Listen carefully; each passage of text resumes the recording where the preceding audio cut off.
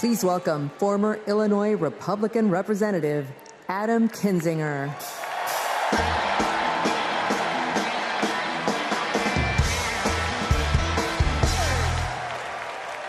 Hey, good evening.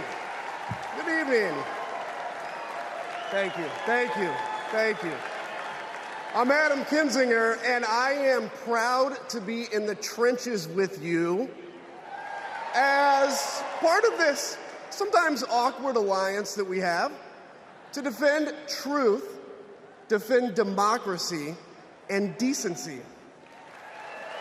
I was just a kid when I was drawn to the party of Ronald Reagan, to his vision of a strong America, the shining city on a hill. I was a Republican for 12 years in Congress, and I still hold on to the label. I never thought I'd be here, but listen, you never thought you'd see me here, did you? But I've learned something about the Democratic Party, and I want to let my fellow Republicans in on the secret. The Democrats are as patriotic as us.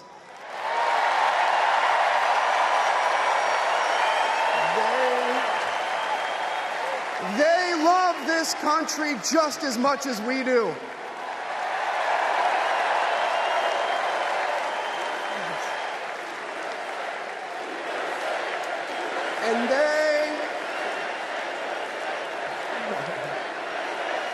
And they are as eager to defend American values at home and abroad as we conservatives have ever been. I was relieved to discover that because I've learned something about my party too, something I couldn't ignore. The Republican Party is no longer conservative.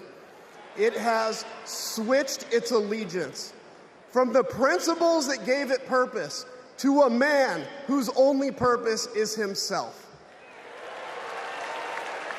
Donald Trump is a weak man pretending to be strong. He is a small man pretending to be big. He's a faithless man pretending to be righteous. He's a perpetrator who can't stop playing the victim.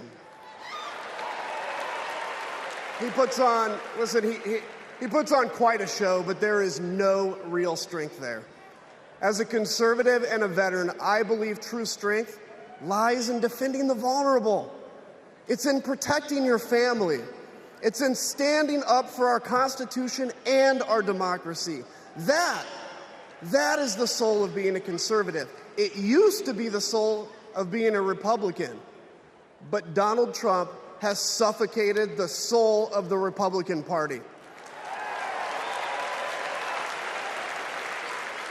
His fundamental weakness has coursed through my party like an illness, sapping our strength, softening our spine, whipping us into a fever that has untethered us from our values.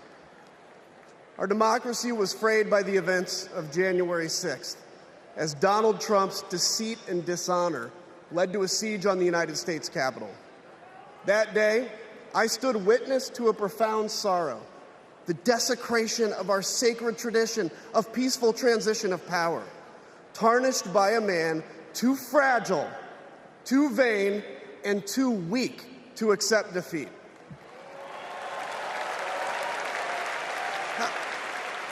How can a party claim to be patriotic if it idolizes a man who tried to overthrow a free and fair election? How can a party claim to stand for liberty if it sees a fight for freedom in Ukraine, an attack pitting tyranny against democracy, a challenge to everything our nation claims to be, and it retreats, it equivocates, it nominates a man who is weirdly obsessed with Putin? And his running mate who said, quote, "I don't care what happens in Ukraine." Yeah, and he wants to be vice president. Yeah. How can a party claim to be conservative when it tarnishes the gifts that our forebears fought for? Men like my grandfather, who served in World War II. who believed in a cause bigger than himself, and he risked his life for it behind enemy lines. To preserve American democracy, his generation found the courage to face down armies. Listen, all we're asked to do is to summon the courage to stand up to one weak man.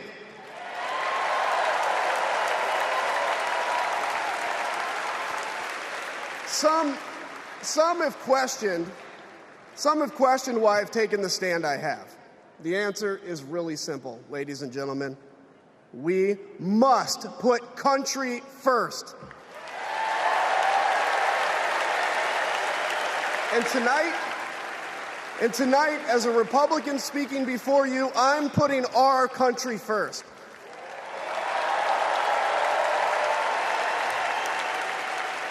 Because the fact is, I do belong here. I know Kamala Harris shares my allegiance to the rule of law, the Constitution, and democracy. And she is dedicated to upholding all three in service to our country. Whatever policies we disagree on pale in comparison with those fundamental matters of principle, of decency, and of fidelity to this nation.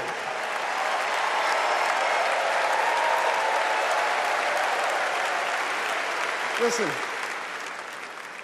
to my fellow Republicans, if you still pledge allegiance to those principles, I suspect you belong here too. Because democracy knows no party. It's a living, breathing ideal that defines us as a nation.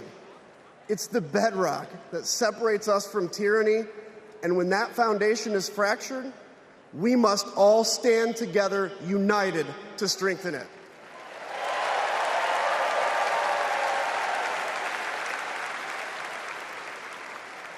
If you think those principles are worth defending, then I urge you, make the right choice.